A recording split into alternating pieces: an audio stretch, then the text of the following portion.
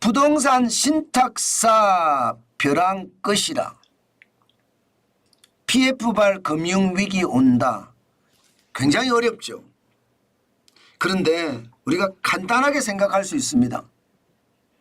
부동산 신탁사니까 부동산을 신탁을 해주면 거기에 대해서 책임 준공을 해주는 회사, 이게 부동산 신탁사라고 보시면 되고요. 책임 준공을 한다고 했으니까 책임 준공을 안 해? 그러면 대출해 준 사람들 입장에서는 이거 제대로 보상해줘. 너네 책임 준공 안 했어. 그렇게 하는 것을 부동산 신탁사라고 할 수 있고요. 만약에 책임 준공을 제대로 못했어. 그러면 신탁사한테다가 PF 대주단이라고 돈을 빌려준 회사 입장에서는 부동산 신탁사에 너네 돈 내놔 하고 소송을 걸 수 있잖아요. 소송을 걸면 거기서 우리나라에 있는 부동산 신탁사가 14개 정도 있는데 이 14개가 소송에 휘말리면서요. 이익이 감소하고요. 그러면서 경영의 위기가 온다. 무너진다. 이렇게 생각하면 간단합니다. 만약에 이렇게 됐을 때 신탁사가 무너지면 이게 여러분 당연히 금융권의 위기가 될 수밖에 없습니다. 저는 이것이 말입니다. 단순하게 절대 봐서는 안 된다고 봅니다. 제가 굉장히 깊숙이 부동산 PF 대출에 대한 어떤 문제점을 지금 깊숙이 들어갔거든요. 그 깊숙이 들어가 보니까 이거 자칫 잘못하면 터질 수도 있겠구나. 저는 그런 생각을 했다는 뜻입니다. 자, 여러분 이거 한번 보세요. 예를 들어서 말입니다. 안성시나 평택시의 물류센터 건설공사 현장에서 PF 대주단이 손해배상 소송을 부동산 신탁사에 했습니다. 그 이유는요. 책임 준공을 안 해줬다 이거죠.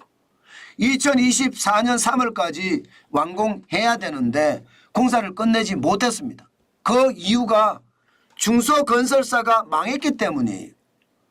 중소건설사는 지방에서부터 시작해서 서울에 이르기까지 지금 줄줄이 망하고 있잖아요. 그 바람에 공기를 제대로 못 맞춰서 망한 거예요. 이게 중소건설사 입장에서도 망하고 싶겠습니까? 인건비 엄청나게 오르죠. 건자재 엄청나게 오르죠. 지어봤자 무조건 손해니까 중소건설사 입장에서는 손을 들 수밖에 없었어요. 손을 들고 나니까 이게 책임 준공을 해준다는 부동산 신탁사 입장에서는 문제가 엄청나게 생긴 겁니다.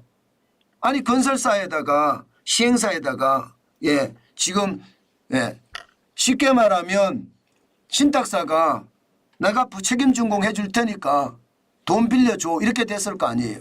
그러면 대주단이라고 있을 거 아니에요.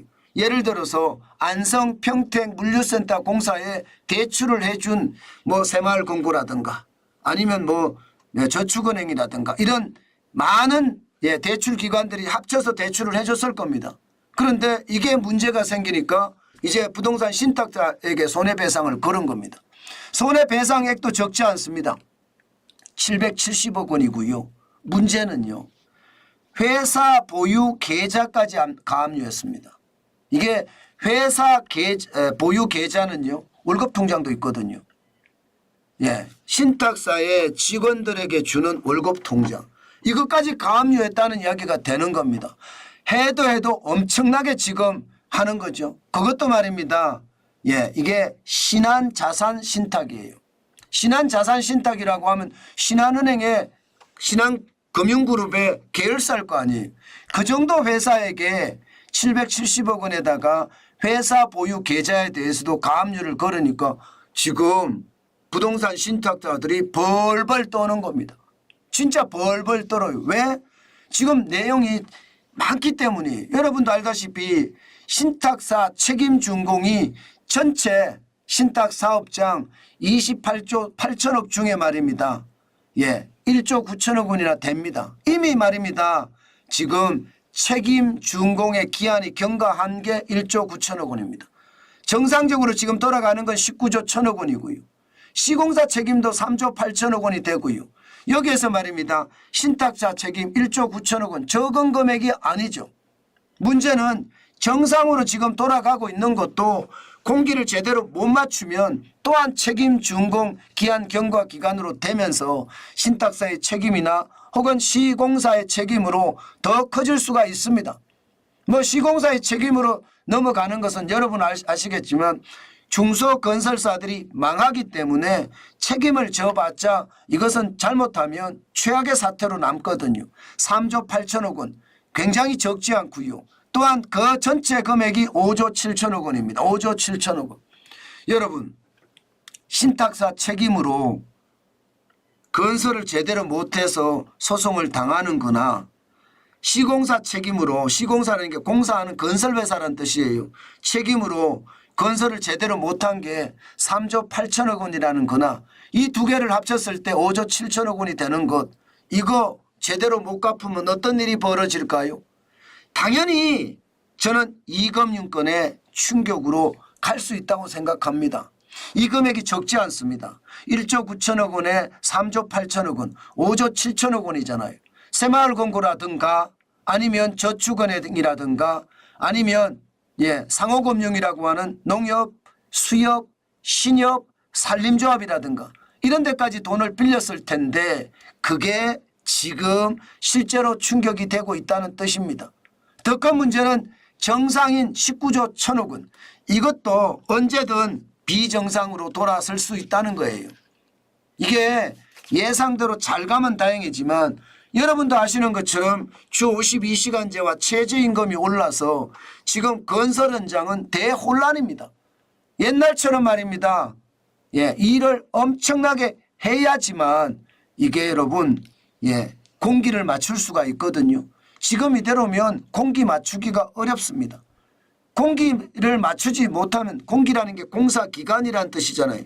못하면 신탁자 책임 준공에 대한 책임이 항상 있는 거고 그 문제가 더욱더 커진다 이런 얘기입니다. 그런데 이게 여기서만 또 끝나지가 않아요. 내부를 들여다보면 진짜 심각한 것이 지금 토지신탁 수탁액도 있습니다. 토지신탁 같은 경우는 여러분 책임 준공형이 2020년 12월에는 8조 4천억 원이었거든요. 그런데 2023년 9월 현재 17조 1천억 원입니다. 토지신탁이면 여러분 이제 땅 산 거예요. 땅. 이제 땅 사서 여기에서 건물을 지어서 올려야 되는데 이게 17조 1천억 원까지 갔다. 와 이건 문제입니다. 그나마 차입형은 8조 7천억 원에서 11조 9천억 원이니까 많지 않지만 뭐 이것도 차입형도 문제는 문제예요. 지금 주 52시간제나 혹은 최저임금이 너무 올라서 인건비가 너무 올랐고 건자재 가격이 너무 올라서 말입니다. 제대로 사업을 수행할 수 없는 곳도 많거든요. 이것이 말입니다. 한꺼번에 몰릴 때 금융권의 위기는 저는 쉽게 터진다 이렇게 이야기할 수가 있습니다. 금액이 적지 않죠. 결국 말입니다. 결국 중소건설사들이 이게 부동이 아니라 부도입니다. 부도. 중소건설사들이 부도가 나니까 신탁사의 책임 준공은 불이행이 되는 거고 그러니까 돈을 빌려준 대주단 입장에서는 신탁사에다가 손해배상 소송 가압류를 겁니다. 그리고 말입니다. 신탁사는 그 손해소송과 또 이익이 줄어들므로 해서 부도가 더 심하게 되고요. 신탁사가 망하면 대주단이 빌려준 대출금을 회수할 길이 없습니다. 그러면 대주단 입장, 대주단은 새마을금고나 뭐 저축은행이나 신협이나 수협이나 축협이나 뭐 이런 데가 돼 있을 거 아니에요. 그러면 거기까지도 타격이 간다. 결국은 PF 부실액이 더 커지고 금융기관의 어떤 상황이 더 위험으로 내몰린다 이런 뜻입니다. 그 정도로 말입니다. 지금 내용은요. 지금 굉장히 어렵다 이렇게 이야기합니다. 아마 이대로라면요. 부동산 신탁회사들의 상황이 점점 악화되고요.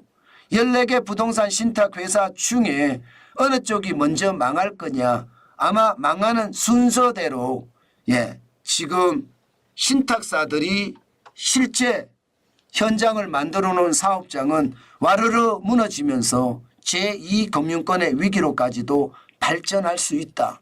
저는 이렇게 생각이 듭니다. 그만큼 상황 자체가 굉장히 어렵죠.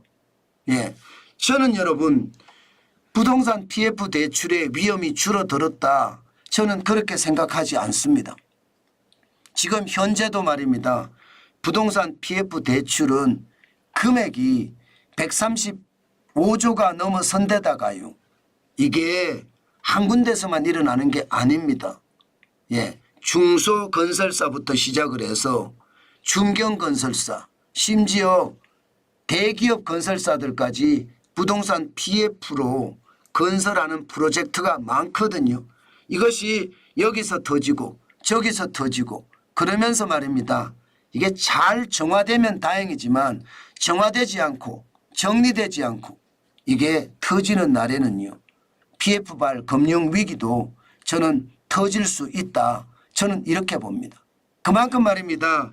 지금 상황이 굉장히 열악하게 돌아간다. 저는 그렇게 봅니다.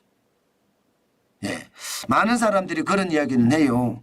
부동산 PF 이제 뭐 어느 정도 진정세에 들어선 것 아니냐 이런 얘기도 사실은 현장에서 좀 나오거든요.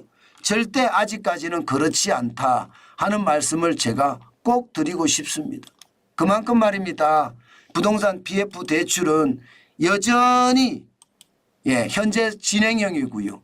이 현재 진행형이 자칫 잘못 상황이 바뀌면 더 큰 진행형으로 발생될 수도 있다는 것. 저는 여러분들이 한 번쯤 인식하고 시장을 봐줬으면 좋겠습니다. 이게 위기라는 게 여러분 아니다 할 때가 위기가 더 쉽게 오거든요. 저는 그래서 그 위기를 한 번쯤은 우리가 예리하게 관찰을 해야 되겠다. 그 말씀 여러분에게 진짜 강조합니다. 저도 시장을 볼 때마다 이게 아주 지독하게 보거든요. 그런데 그 시장이 여전히 위험의 어떤 상태에 놓여 있다. 저는 그렇게 정리해도 무방할 것 같습니다.